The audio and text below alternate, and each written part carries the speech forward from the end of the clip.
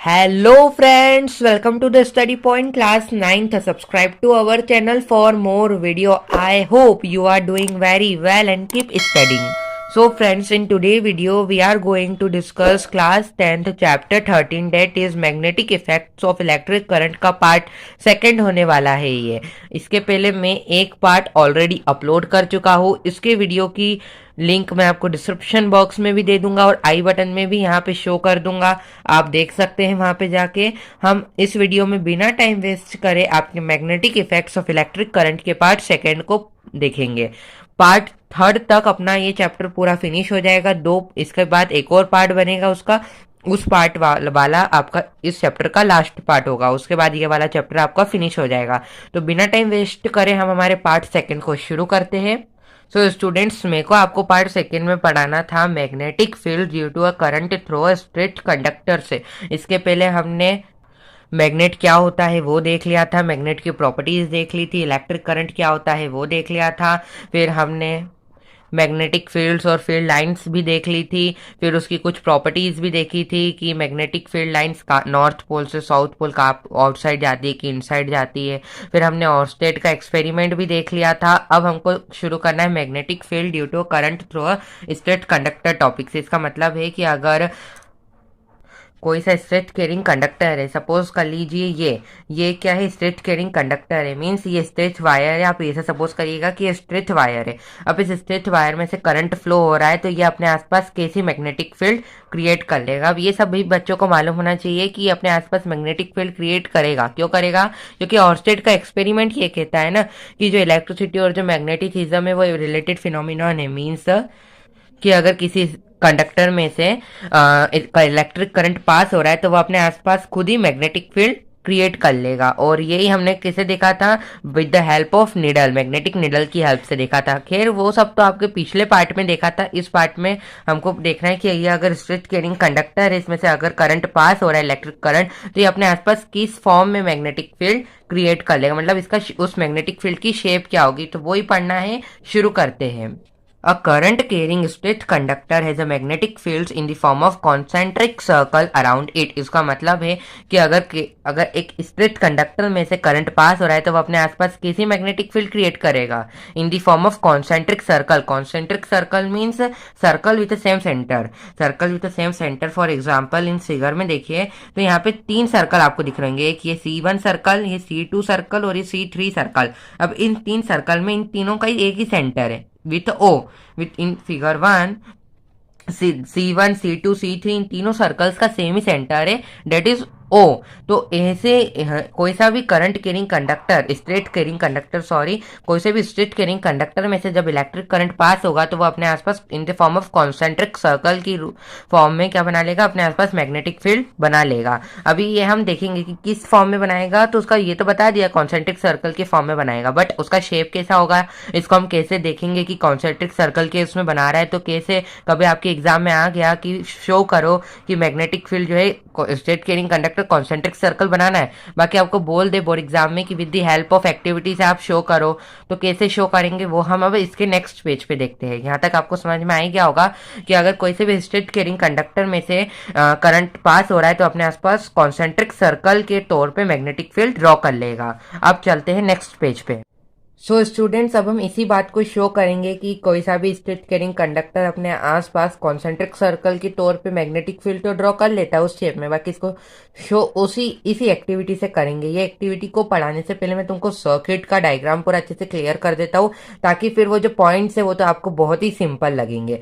तो सबसे पहले ये पढ़ लेते हैं हम कैसे चेक करेंगे डिजाइन ऑफ मैग्नेटिक फील्ड की, किस फॉर्म में मैग्नेटिक फील्ड ड्रॉ हो रही है हमारे स्ट्रेट कैरिंग कंडक्टर में से। वो तो मैंने आपको बता दिया कॉन्सेंट्रिक सर्कल, लेकिन चेक कैसे करेंगे?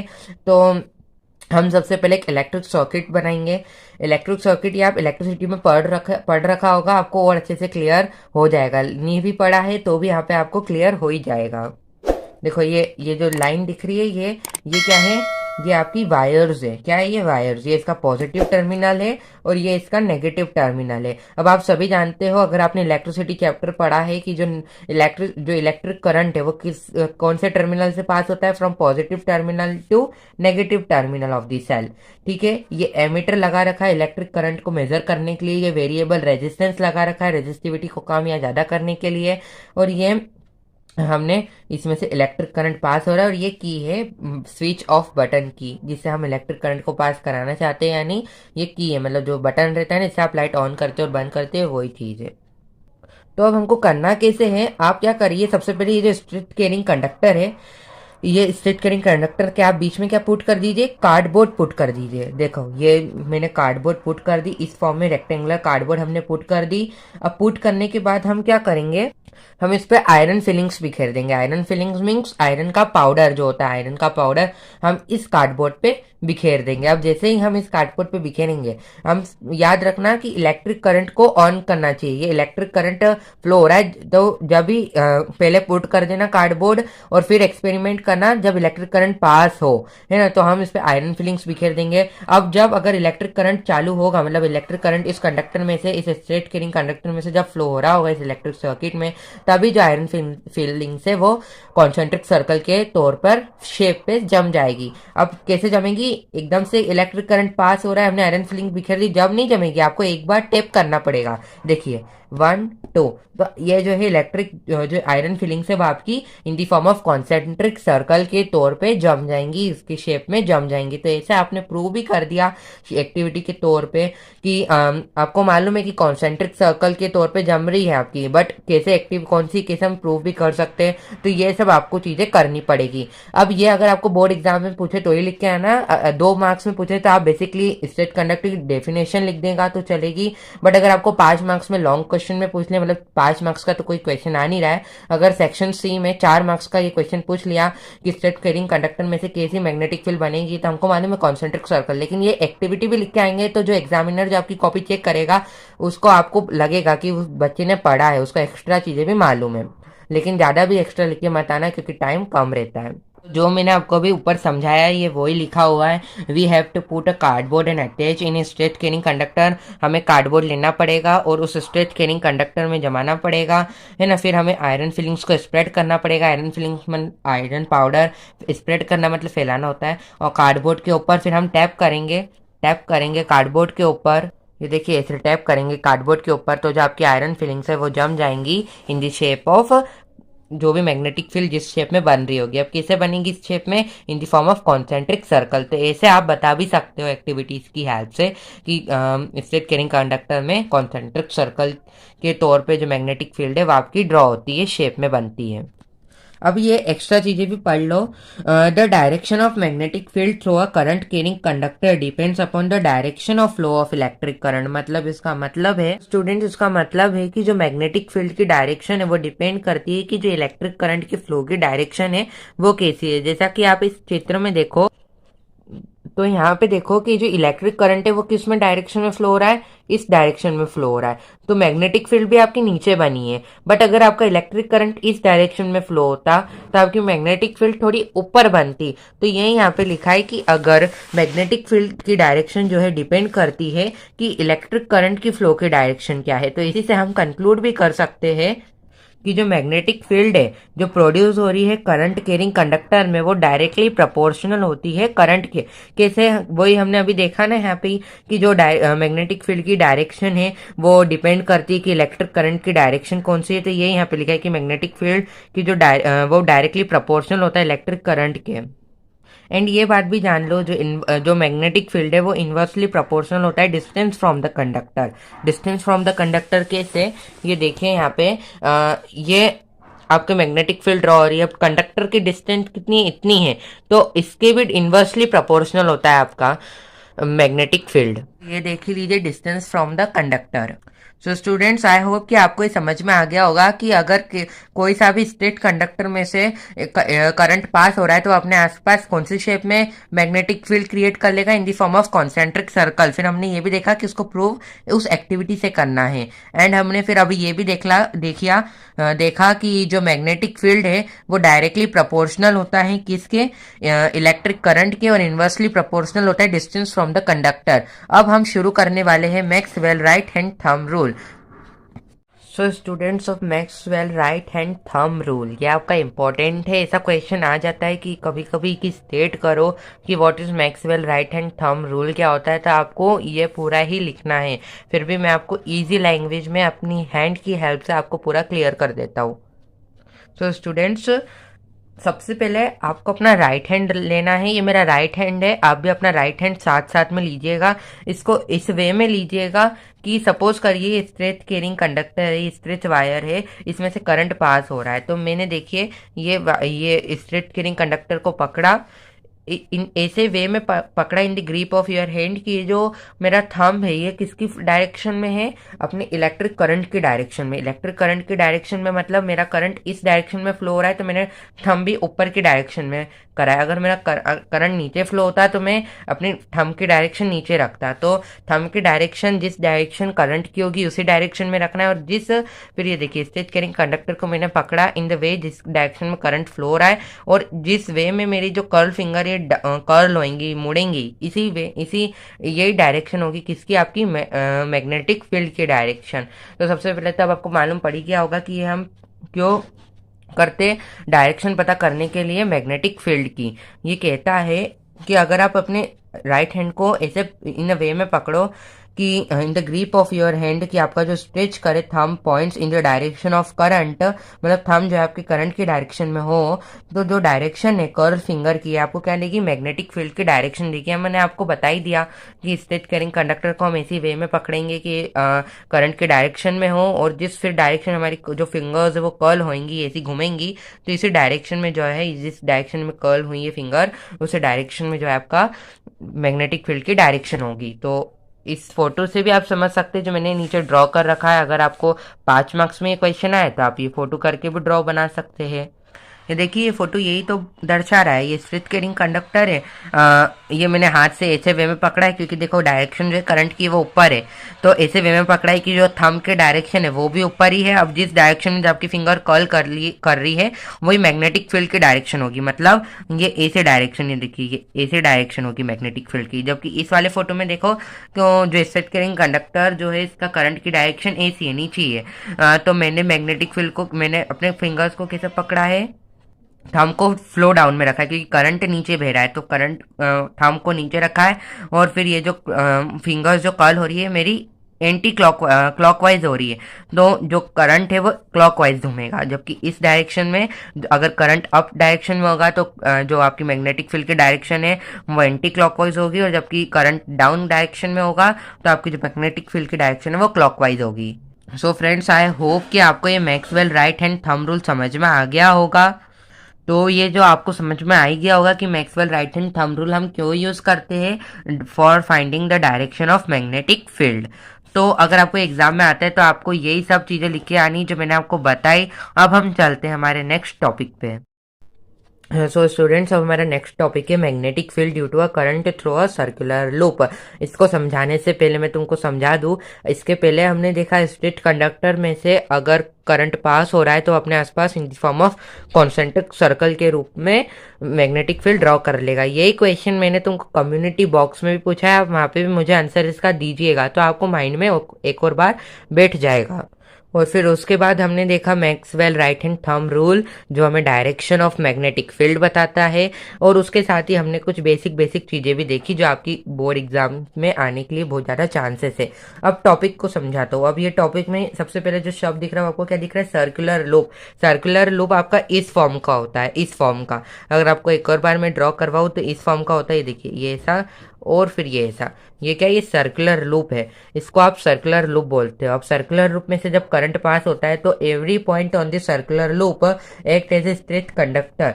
जो भी एवरी पॉइंट जो है सर्कुलर लूप का, इसका हर एक पॉइंट कैसे एक्ट करता है, same as a straight conductor. मतलब स्ट्रेट कंडक्टर में आपकी मैग्नेटिक फील्ड कैसे ड्रॉ हो रही थी, in the form of concentric circle.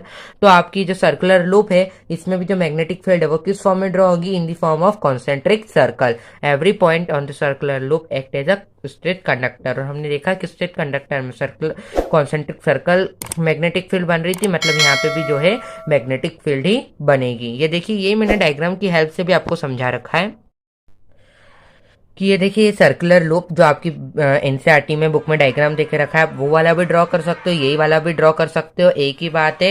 ये देखिए, ये सर्कुलर लूप है, इसमें से ये इसका पॉजिटिव टर्मिनल है, ये इसका नेगेटिव टर्मिनल है। अब वी नो डेट हम जो इलेक्ट्रिक करंट है वो पॉजिटिव टर्मिनल से नेगेटिव टर्मिनल की तरफ जाता है। तो ये करंट यहाँ से ऐसे फ्लो करेगा सर्कुलर लूप में, और ऐसे बाहर निकलेगा। अब बैटरी मैंने अटैच नहीं करी, अब आपको इतना तो मालूम होना चाहिए कि बैटरी अटैच है, जब भी तो इलेक्ट्रिक करंट पास हो रहा है ना। अब इलेक्ट्रिक करंट पास हो रहा है तो अपने आसपास किसी मैग्नेटिक फील्ड बनाने का, same as straight conductor. Straight conductor means concentric circle. तो यही मैंने कॉन्सेंट्रिक सर्कल भी बना रखे हैं। अब आपको जो नीचे दिए गए पॉइंट्स है उनको भी मैं आपको यहाँ पे ही समझा देता हूँ, तो आपको वो जो पॉइंट्स उनको पढ़ने में आपको वो बिल्कुल हलवा लगेगा। देखिए, वो पॉइंट्स कहते हैं जो मैग्नेटिक फील्ड्स है वो, उनकी जो कंसंट्रेशन है बहुत ज़्यादा स्ट्रॉन्ग कहाँ पे होती है, in the periphery of the loop. Periphery of the loop मतलब ये जो इसके आसपास जो भी हिस्सा देख रहे हो ना आप, इसके पूरे आउटसाइड में जो भी हिस्सा है उसके पास जो मैग्नेटिक फील्ड की कंसंट्रेशन वो बहुत ज़्यादा रहती, कंसंट्रेशन स्ट्रांग रहती है मैग्नेटिक फील्ड सॉन, है ना। और एंड्स में भी बहुत ज़्यादा स्ट्रांग रहती है सर्कुलर लूप की, और पेरिफेरी ऑफ द लूप में भी बहुत ज़्यादा स्ट्रांग रहती है मैग्नेटिक फील्ड। फिर जैसे जैसे हम सेंटर की तरफ बढ़ते हैं तो हमें बिल्कुल सेंटर में मैग्नेटिक फील्ड कैसी अपेयर होती है, स्ट्रेट लाइन की तरफ अपेयर होती है पूरी मैग्नेटिक फील्ड्स। तो ये मैंने आपको लिखा भी, magnetic fields of field lines produce, जो करंट कैरिंग कंडक्टर प्रोड्यूस करता है, स्पेसिफिकली यहाँ पे जो सर्कुलर लूप प्रोड्यूस करता है। और हर एक पॉइंट सर्कुलर लूप का इन the form of concentric circle की तरह अब मैग्नेटिक फील्ड ड्रॉ करता है। तो ये वही पॉइंट्स लिखे हैं जो मैंने तुमको समझा है। Magnetic field lines are closer near the conductor which means magnetic field is stronger near the periphery of the loop. Magnetic field पास में होगी, मतलब जो कंडक्टर की जो मैग्नेटिक फील्ड है वो स्ट्रॉन्ग है। और ये कहाँ पे रहती है, near the periphery of the loop. Periphery of the loop मतलब ये देखिए इस डायग्राम में, इसके आसपास जो भी ये जो दिख रहा है ये पेरिफेरी ऑफ द लूप है, इसके आउटसाइड में, ये जो पूरा आउटसाइड है। और एंड्स में भी बहुत ज़्यादा स्ट्रॉन्ग रहती है। कभी बोर्ड एग्जाम में कहाँ पे ज़्यादा रहती है, तो पेरिफेरी ऑफ द लूप में तो रहती है स्ट्रॉन्ग, लेकिन end of the circular loop में भी मैग्नेटिक फील्ड बहुत ज़्यादा स्ट्रॉन्ग रहती है। आप यहाँ पे लिख भी सकते हो, magnetic field lines move away each other as towards the centre on the circular carrying loop. तो यही मैंने तुमको बता ही दिया कि जैसे जैसे हम सेंटर की तरफ जाएंगे जो मैग्नेटिक फील्ड एक टाइम पे हमें पूरी स्ट्रेट दिखने लगेगी। मैग्नेटिक फील्ड अपीयर कैसी होगी, पूरी स्ट्रेट अपीयर होगी।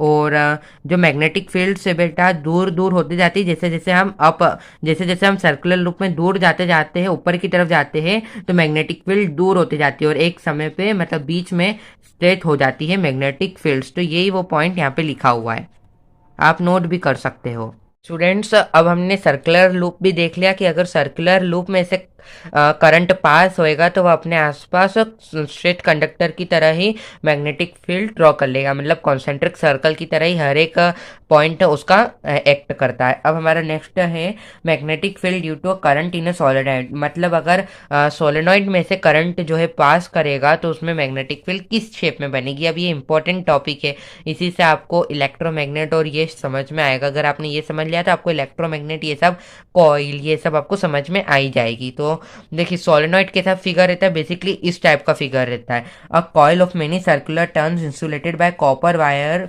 wrapped closely in the shape of cylinder is called solenoid.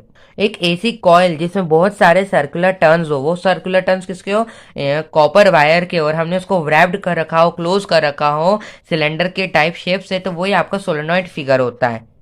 जैसे कि इस फिगर में देखिए, थोड़ा रफली फिगर है लेकिन फिर भी आपको समझ में आ ही जाएगा, मैं होप करता हूँ। ये मैंने कॉइल बना रखी, इसके अंदर बहुत सारे सर्कुलर टर्न्स और मैंने इसको सिलेंडर जैसे शेप से क्लोज कर रखा है, तो ये सोलेनॉइड फिगर है। तो आई होप कि आपको सोलेनोइड समझ में आ गया होगा। ऐसी कॉइल जिसमें बहुत सारे सर्कुलर टर्न्स हो, जिसको हमने कॉपर वायर के टर्न्स हो, जिसको हमने रैप्ड कर रखा हो, बंद कर रखा हो सिलेंडर की टाइप शेप से, तो वही सोलेनोइड कहलाता है।